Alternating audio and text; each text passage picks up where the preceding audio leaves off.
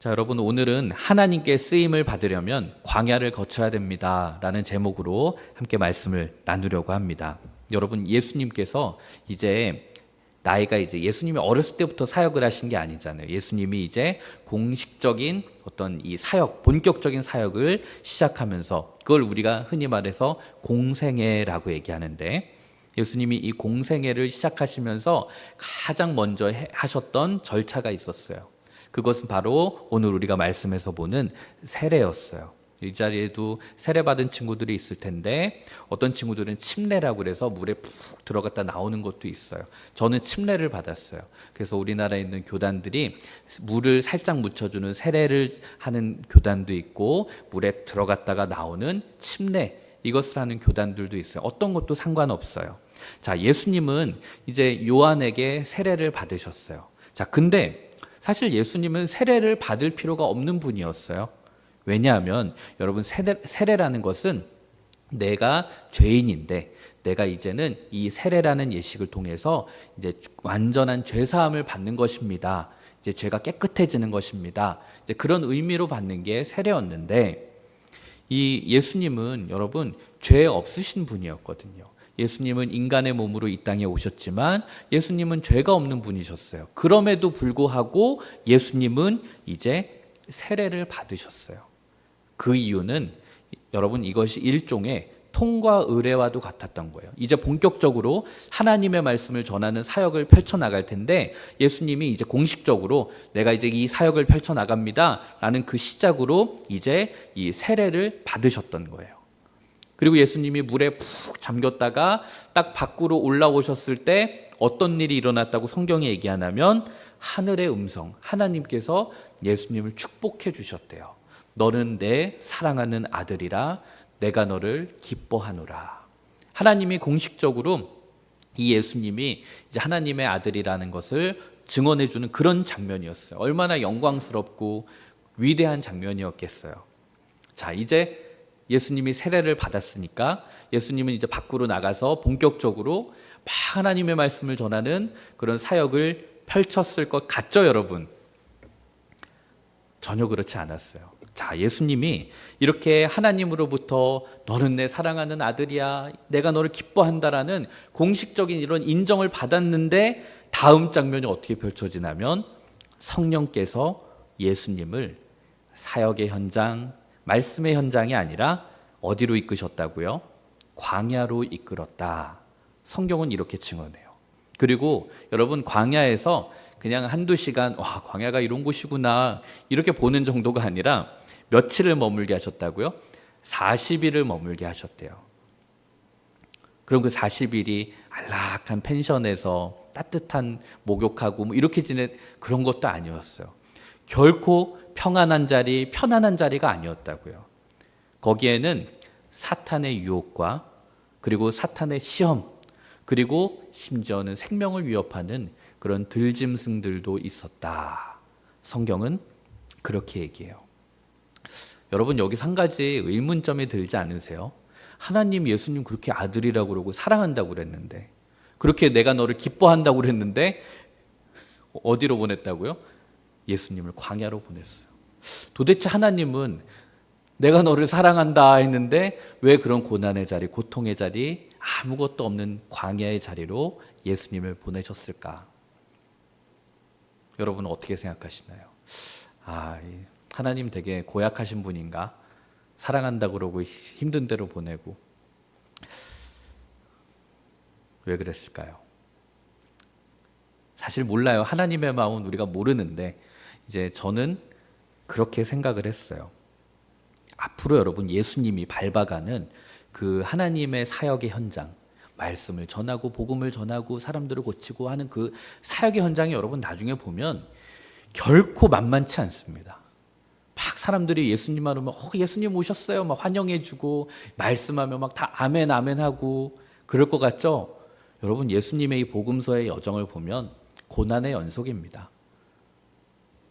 막 죽이려고 모함하는 사람이 있고요. 제가 뭐 실수하는 거 있나 유심히 지켜보는 사람들이 있고요. 뭐만 하면은 그냥 득달같이 달겨들어서 네가 말 이렇게 했는데 너 왜 이렇게, 주변에 엄청 힘들게 하는 사람들이 있었어요. 그리고 뭐 예수님이 뭐 사역이 뭐 편안했는 줄 아세요, 여러분? 정말 쉴 새 없이 돌아다니시고 일하시고 새벽에 기도하셨다가 또 병 고치셨다가. 예수님의 사역의 현장은 결코 꽃길만 걷는 길이 아니었습니다. 그렇기 때문에 이런 만만치 않은 여정을 가기 위해서는 반드시 연단의 시간, 훈련의 시간, 단단해지는 시간이 예수님에게도 필요했던 거예요. 그런데 여러분, 이 훈련이 아무 데서나 되는 게 아니잖아요. 이 훈련은 하나님이 보실 때 광야에서 이루어져야 된다, 이런 생각을 하나님께서 하셨던 거예요. 여러분, 하나님께서는 누군가에게 하나님의 일을 맡기실 때 결코 그냥 맡기지 않으십니다. 여러분들이 마음에 그런 소망을 품을 수 있어요. 하나님, 저를 사용해 주세요. 하나님, 저를 통해서 하나님 나라가 확장되고 선하신 하나님의 뜻이 이루어졌으면 좋겠어요. 이런 기도하는 사람 있죠, 여러분? 전 아니에요. 이런 사람 없죠. 여러분, 그런 기도하는데, 그런 기도를 할 때 하나님이 누군가를 쓰실 때는 반드시 너무 마음 아프지만 광야의 길을 통과하게 하세요. 성경에 무수히 많은 예들이 있어요. 예를 들면 여러분, 이스라엘 백성들이 애굽이라는 도시에 노예 생활을 했잖아요. 포로로 잡혀서 노예로. 그러다가 나중에 이제 출애굽, 이집트를 탈출하게 되잖아요. 그리고 하나님께서 이스라엘 백성들을 약속의 땅이라고 하는 가나안으로, 젖과 꿀이 흐르고 있는 그 가나안으로 하나님이 인도하세요. 근데 여러분, 뭐 하루아침에 갔을 것 같죠? 자그마치 이스라엘 백성들이 여러분 광야에서 40년의 시간을 보냅니다. 좀 신기하죠, 여러분? 아까 예수님 광야에서 며칠 보내셨죠? 40일. 여기서도 이스라엘 백성들을 40년을 광야에서 삥삥 맴돌게 하세요. 그 속에서 정말 아말렉 군대의 공격도 받고요. 그 정말 이렇게 배고픔에도 처하게 하고요. 물도 없게 하고요. 그 광야의 40년이란 시간 동안에 이스라엘 백성들이 굉장히 많이 훈련되고 연단이 되고, 거기에서 하나님 없이는 도저히 살 수 없는 거구나, 그걸 깨닫게 돼요. 그러면서 나중에 40년 후에야 이제 약속의 땅 가나안으로 들어가게 됩니다.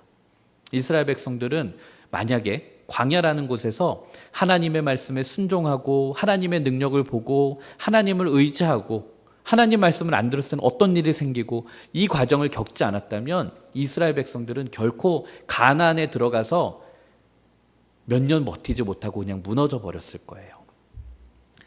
그리고 여러분, 성경에 나타난 모세라는 사람도 한번 보면 모세는 굉장히 혈기왕성하고 똑똑하고 유능한 사람이었어요. 그래서 그가 이제 애굽에 양자로 이제 살 때 그 사람이 살다가 자기 이제 동족이 히브리 노예가 막 그 구타를 당하는 걸 보고 참을 수 없어서 가가지고 그거를 도와주다가 그 때리는 사람을 죽이게 돼요. 그래서 모세가 이제 이 광야 애굽을 떠나서 이제 도망을 치게 돼요. 그때 나이가 여러분 모세가 40살이었다고 성경은 얘기해요. 40살.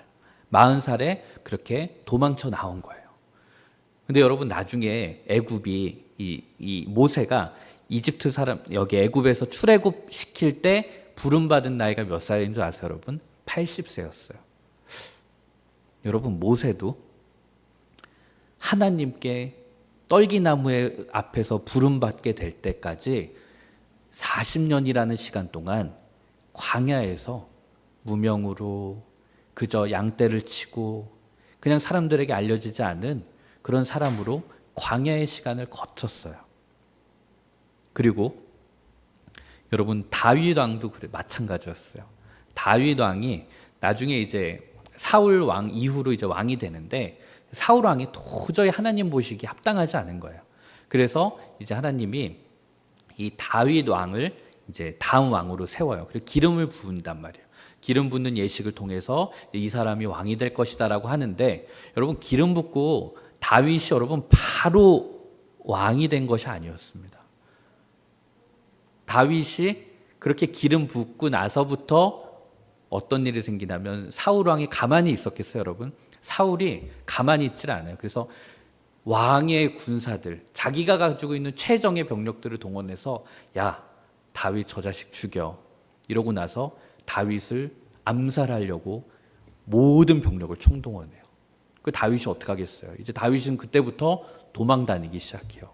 엔게디 광야로 가서 막 곳곳으로 이제 이동굴에 갔다가, 여러분 생각해 보세요. 그냥 뭐 사람이 아니라 왕의 군사들이, 그리고 그 나라의 왕이 죽이겠다고 달겨들면 여러분 별 수 없어요.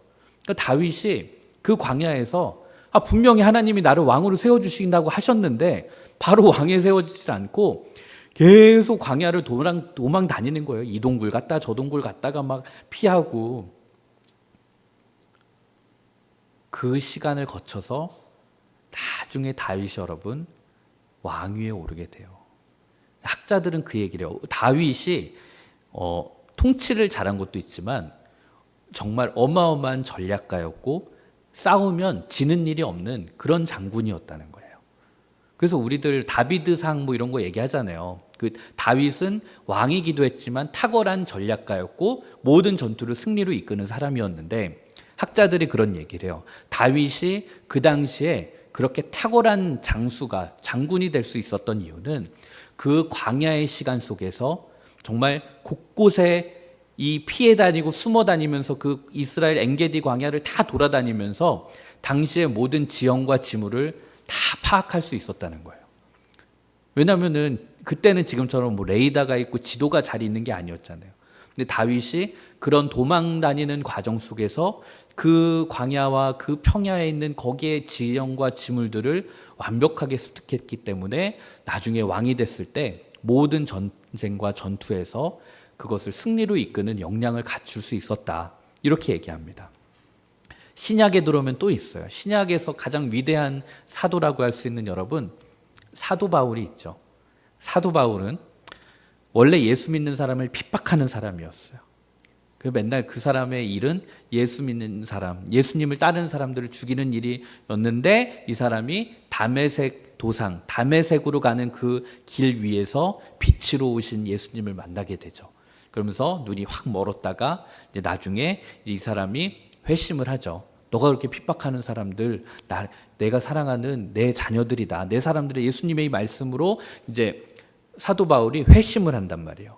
그래서 이제 눈이 떠지고 이제 사도 바울이 예수의 제자로, 예수님을 따르는 사도로 살겠다라고 마음을 먹었는데, 여러분 그 다음에 바로 사도 바울도 사역의 현장으로 간 게 아니라 성경에 보면 이 사도 바울이 아라비아 광야라는 곳으로 가서 3년 동안 그곳에 머물렀다.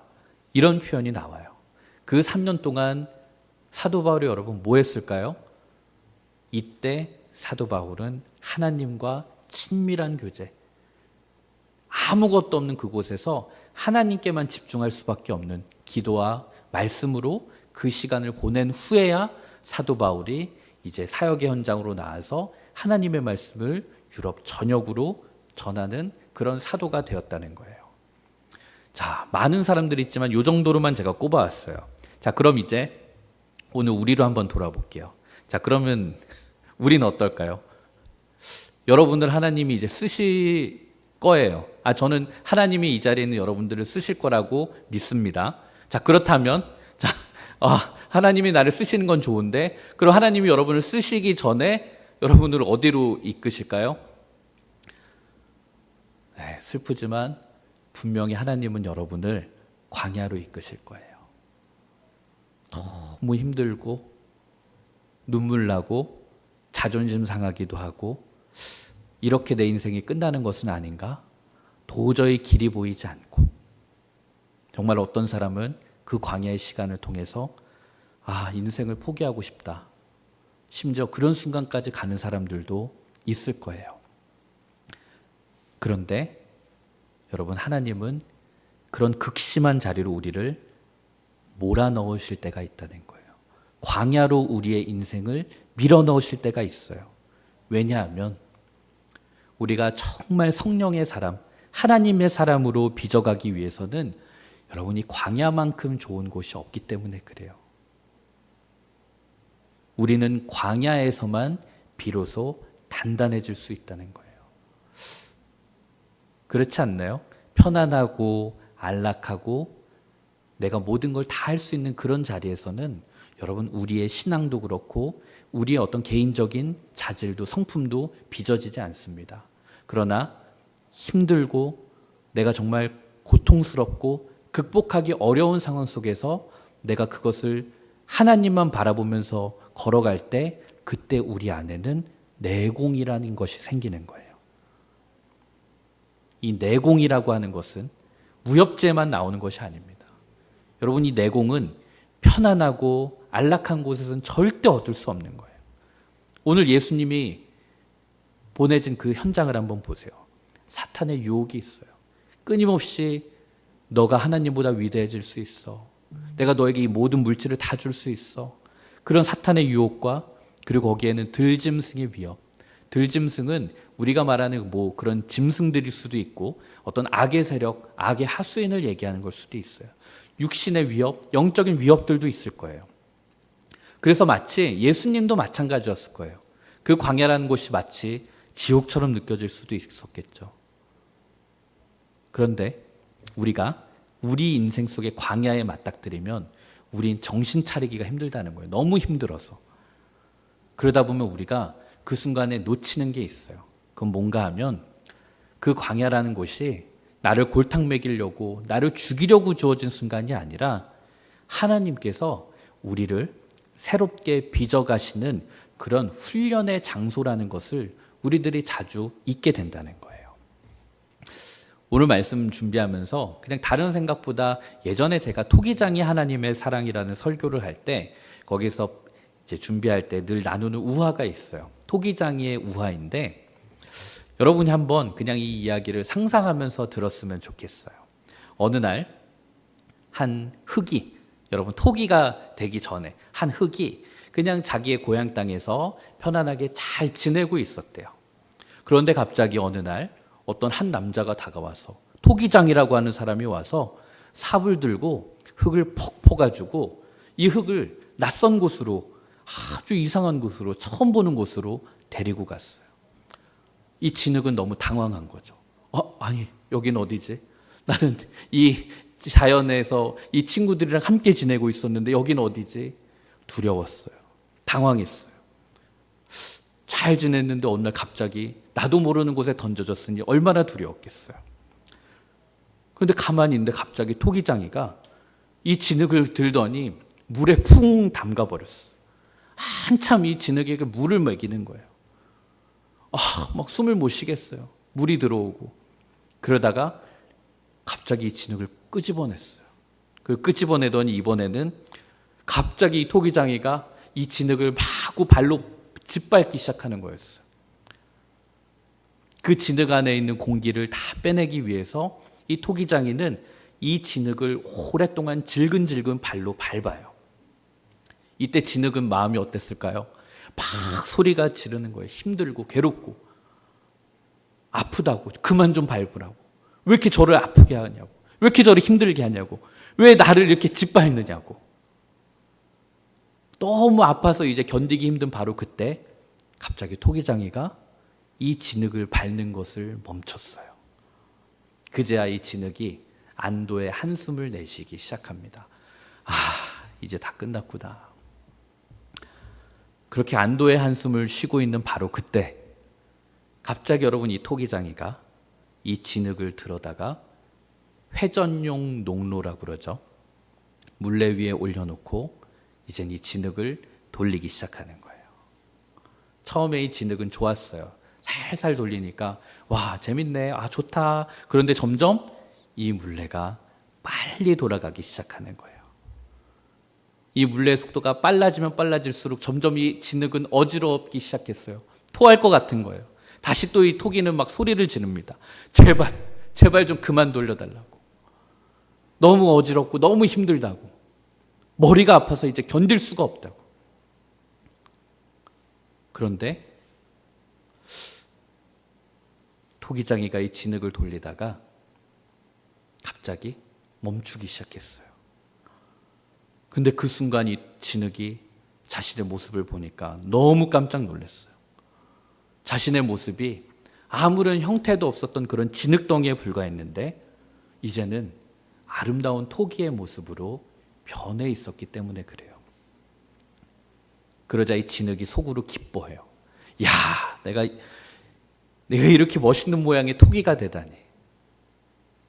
막 그러면서 뿌듯해하고 있는 바로 그 순간, 그 이제는 모든의 고통의 과정들이 이제는 다 이해가 되는 바로 그 순간, 갑자기 여러분, 토기장이가 이번에는 이상한 칼과 이상한 도구를 턱 들고 이 토기 앞에 나타난 거예요. 이 토기는 당황하죠. 설마 저것으로 나를 찌르지는 않겠지? 저것으로 나를 아프게 하진 않겠지? 그런데 갑자기 여러분, 토기장이가 그 칼과 그 끌로 이 토기를 마구 막 긁어내기 시작해요. 막 또 토기는 또 이때 소리를 지르죠. 아프다고, 너무 아프다고, 막 쓰라리다고, 아, 왜 내 몸을 이렇게 함부로 난도질하냐고. 근데도 막 토기장이는 거침없이 계속 칼을 댑니다. 토기가 너무 힘들어서 이젠 정말 기절하기 직전에 이른 그 상황. 근데 갑자기 토기장이가 이제는 칼과 끌을 탁 내려놓고 이 토기를 바라보면서 빙그레 웃는 것이었어요. 그런데 여러분, 이 토기가 깜짝 놀랐어요. 너무 아파서 너무 힘들어서 죽을 것 같았는데 지금 자기 몸을 딱 보니까 자기 몸에 시냇물도 흐르고 있고요, 멋진 새도 날아다니고 있고요, 아름다운 동물들도 있고 멋있는 산도 그려져 있는 것이었어요. 그 순간 이 토기는 또 감탄하게 돼요. 와, 내가 이렇게 멋있는 모습으로 그림이 그려져 있었다니. 이제 여러분, 이 토기는 그 고통의 시간이 잊혀지고 이제는 자기가 자랑스럽기까지 해요. 막 주변에 보여주고 싶어지고요. 아, 토기장이가 나를 그렇게 아프게 했던 이유는 나를 이렇게 멋있게 예쁘게 만들어주기 위함이었구나. 진흙이 그 생각을 해요. 그리고 이젠 여러분, 이젠 정말 모든 것이 끝났구나 하면서 그런 안도의 한숨을 내쉬고 있는 바로 그때 갑자기 여러분, 토기장이가 이 토기를 탁 들고 갑자기 어딘가 어두운 곳으로 데리고 가는 것이었어요. 그 어두운 곳, 그 깜깜한 곳에 탁 들어가 보니까 이미 주변에는 다른 토기 친구들도 막 와 있었어요. 토기장이는 그곳에 이 토기를 살포시 내려놓고 밖으로 나가는 거예요. 나를 이 껌껌한 곳에 두고 어딜 가시는 거지? 근데 이 토기장이가 여러분, 그 토기를 어두컴컴한 그곳에 넣고 자기가 들어왔던 그 입구마저 흙으로 막기 시작했어요. 이제 아무것도 보이지 않는 깜깜한 그 안에서 이 토기가 또 불안해지기 시작해요. 여긴 또 무슨 일이 일어나지? 근데 갑자기 어디선가 따뜻한 바람이 불어오는 거예요. 아, 따뜻하다. 아, 아주 긴장됐는데 너무 다행이다. 그런데 갑자기 여러분, 그 따뜻한 바람이 점점 더 뜨거운 열기로 변해가기 시작해요.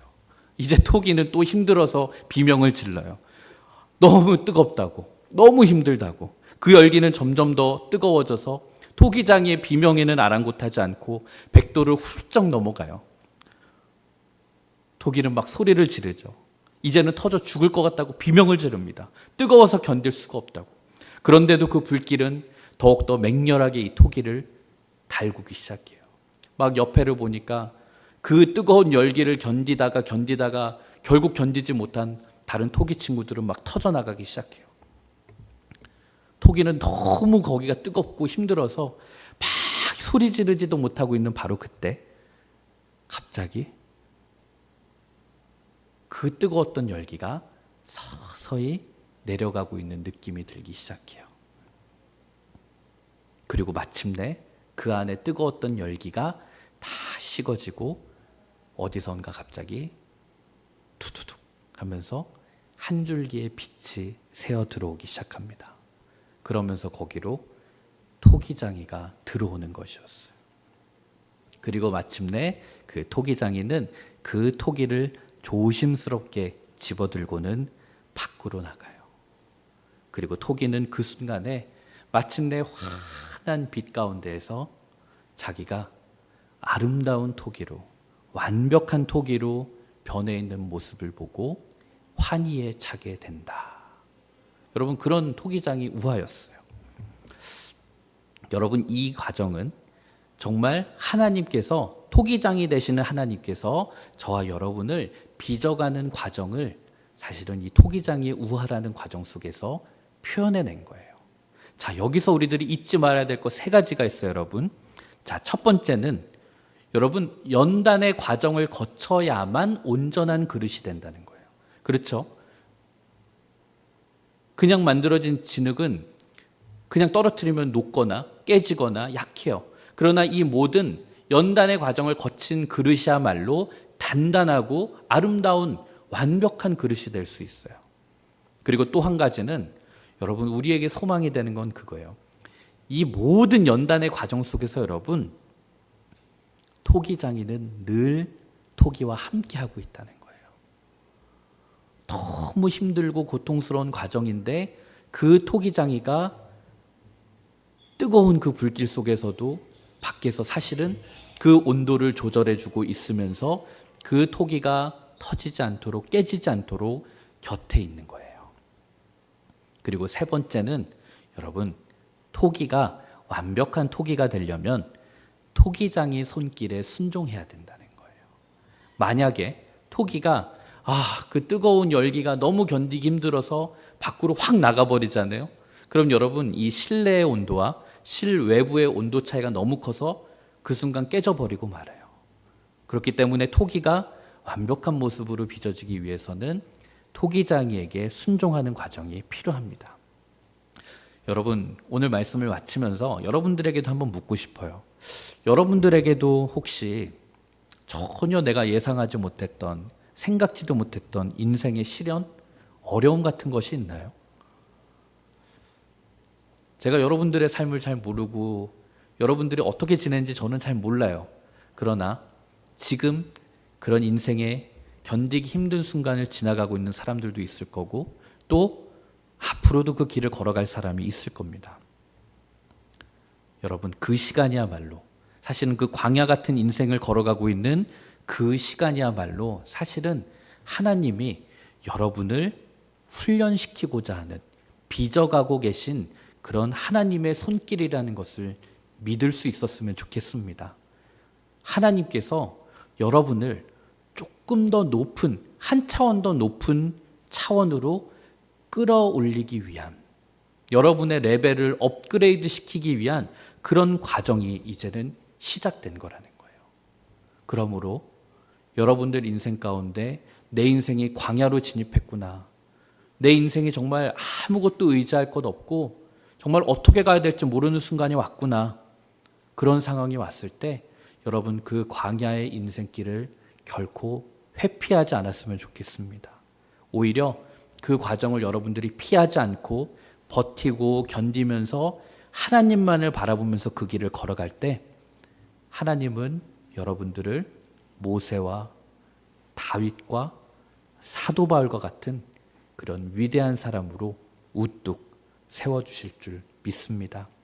그러므로 여러분, 하나님, 저에게 평안함과 안락함, 좋은 삶의 자리, 편안한 곳 이거 주세요라고 기도하는 사람이 되지 말고, 하나님, 제 인생 속에 광야 같은 인생, 고통스러운 상황들, 내가 극복하기 힘든 인생이 찾아온다 할지라도 그곳에서 내가 버티고 견뎌낼 수 있는 강한 그리스도인이 되게 하여 주옵소서.